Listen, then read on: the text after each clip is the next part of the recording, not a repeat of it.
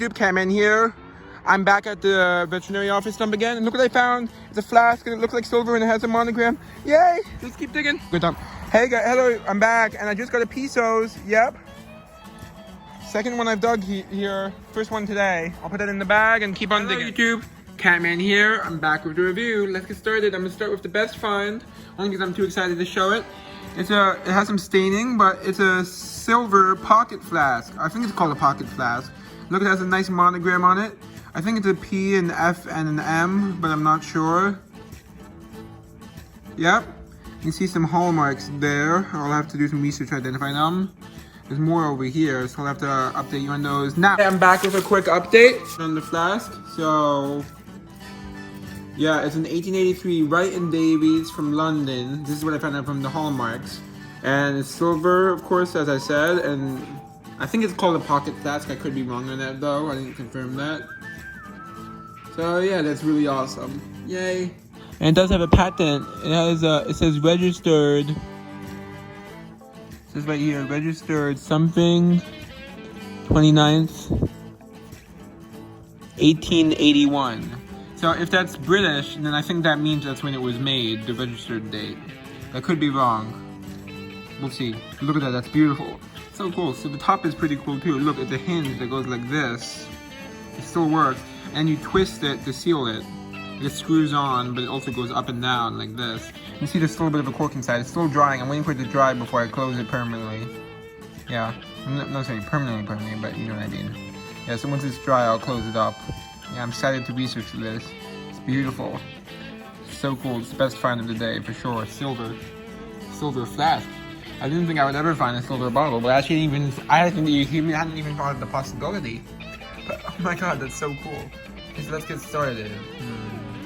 Well, tradition is left to right, but you know what? Let's break it. I normally do left to right. Let's do right to left. It's not in any specific order, which will just show everything. There's this part of kerosene lamp. That's for art because it makes a good like mouth, like this or like this. You know what I mean? Yeah. Unfortunately, this one doesn't have any brand name on it. This one, which is, as you can see, some of the stuff is still wet. Because I literally brought it up about an hour after I cleaned it. So all of it's still wet. This is Queen Anne. I've found one of these before, actually at the landfill exploration dump. This one's kind of broken, but still good for art. And then there's this, which I'm gonna try a trick.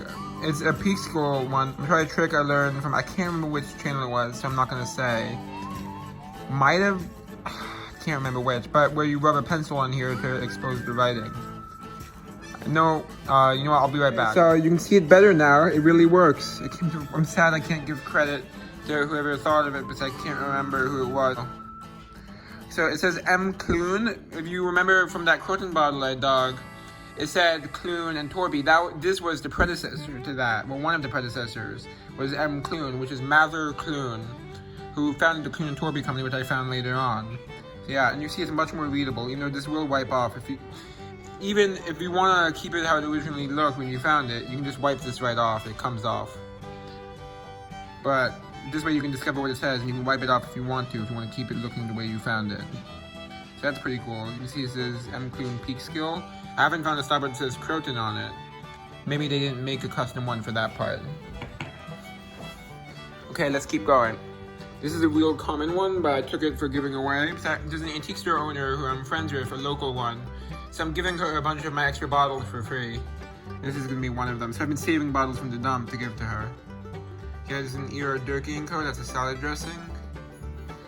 Yeah, quite common, which is why I'm not keeping it. And this is a sad story.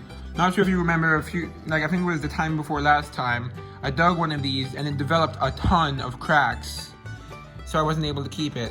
So this one, I dug and it was in mint condition when I dug it. No chips, no cracks, no bruises. And when I pulled it out of the bag, when I got home to clean it, no chips, no cracks, no bruises. But when I put it in the water, cracks began to show up. One there. Not as bad as the last one though, so it still might be worth keeping. One there. And a little one on the bottom, which is barely even visible. Yeah, so it still displays nice, so there's a good chance I'll keep it anyway. So it's better than the last one at least. So it's a flash crack, like from certain angles you can't even see it. Yeah. So yeah, as I said in the last video that I showed one of these, it was either cocoa powder or chocolate powder. It was a candy company in New York. Then next, this is an amazing one. I don't even know when this color existed. It looks more green in the picture, but it's actually more of an olive green color. It looks lighter in the picture actually. But yeah, this is like not even like a green color, it's an olive green. So I'll show you the normal green color, which is still unusual, but a lot more common. You can see a direct side-by-side comparison. You can see the difference, yeah. You can see that color difference. This is an unusual color, olive green. Oh, sorry, Luke. Luke was at my feet and I accidentally nudged him. Fortunately, I didn't kick him or anything. Oh, I'm going. And yes, this is blown. So that's nice. Not old enough to say cure for consumption on it, but that's okay. I wouldn't expect that from the age of this stump. And here's a nice, it's not blown, I think it's like a turn mold or applied top whiskey. Believe it or not, I actually already have one. If I'm not mistaken, I already have one of these, but one that I purchased a long time ago. The thing is, the one I purchased doesn't have any staining, but then again, it's more special when you dig it, right? So you can see, I'll start with the brand name. It says bottle remains the property of, not anymore, of H.B. Kirk & Co., New York. Yep, no chips or bruises on this, even though there is somewhere and some bad staining here, which I managed to get some off. But yeah, and you can see there's this thing with like 3 different faces. That's their trademark. You see one face there, one there, and there's one sideways there. Yes, that's neat. So that's a nice find. First embossed whiskey I've dug. Actually, no, it's not. But it's my first non-federal law forbids embossed whiskey I dug. Like pre-prohibition whiskey, is what I mean. Yeah, so then there's Paul Westfall Explorer here. I dug one last time, but yeah, unfortunately, it's such a small top that I can't fit my bottle brush in it. I can fit my small size one, but I can't really reach these corners. But I have this method where I cut up little pieces of copper wire that I found in dumps, and I put them in and I shake it around. It's kind of inspired by the method of bottle tumbling. You put copper shavings inside, and it works to get into here, so I'll have to do that later. Yeah, so that's nice, and that's blown. Not too valuable, but still a pretty nice bottle. Still like a $20 bottle from what I know, based on my research, $20-$25. Yeah, and there's this cool perfume. Unfortunately, due to the small top, I couldn't really access it with the brush. I'll have to try tumbling with that too. I had to clean it as best as I could. And you can see that it's kind of an uneven base and a very thick base too. Yeah, so it's definitely a perfume of some sort and blown. Yep, and you can see it has a different base from like the others. I don't see any writing in the center, which is what I was checking for. Yeah. That's cool. It's kind of lopsided on the inside. A bit more crude. Okay, then here's a nice blown one. I think actually most of these are blown. There's only one that's not blown actually, which is coming. Actually, the Durkee was machine made, and the Hyler's was machine made, and there's one more that's machine made, which I'll tell you when I reach it. So this is a Colgate & Co. It's not the first Colgate bottle I've dug, but it's the first frontally embossed one. I found base embossed ones though. That are newer, like 1920s. Never a front embossed one, so this is nice. Even though I do have some in my collection, some perfumes. This is probably also a perfume. Or, I think it could be like a cologne. Yeah, that's nice. On the bottom, it says Colgate & Co. Something in between there in New York, but then it says New York. Show that. Yep, so that's nice. I'm so happy. I'm just so overwhelmed with the good finds that I can't even express my happiness properly. And here's something interesting. It's my first ever Bixby ink, and actually my first ever embossed ink, if I'm not mistaken. Not including base embossing, of course. So yeah, it is blown, and weirdly it has this wire around it. I don't know why. Maybe they hung it from somewhere or something. I'm of course gonna leave that on.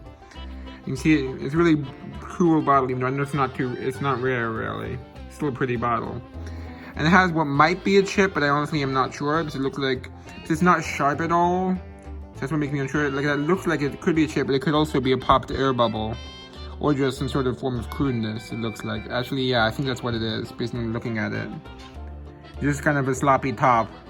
Yep. You can see it says patented March, MCH, which stands for March 6th, 1883. I don't think it's at all. I think they made these for a long time. So this might be like 1890s, early 1900s. And as you can see, Bixby. Pretty nice. I'm happy about that one. 2 more to go. I just dug one of these last time. This is the 3rd one I've dug, but the 2nd one that's not cracked. Unfortunately, I couldn't get much of the dirt, a lot of the dirt out because of, again, hard to reach with the kind of brushes I have. But unfortunately, I don't think I can tumble this one either. But the one I already have is in better condition and cleaner, so it's okay, I guess. And also it's a common bottle. The Great Atlantic and Pacific Tea Company, New York, pretty nice. It's an extract bottle, flavoring extract. It is machine made, but like early machine made. It's Nubro's herbicide, kills the dandruff germ. Interesting name. Interesting choice of words, I mean. Yeah. That's nice. Beautiful bottle. And I believe that's all. Hope you enjoyed. One sec. I'm trying to think of an outro. Good enough. Time to auxiliary off. Oh, that's terrible. I'm getting worse and worse at these.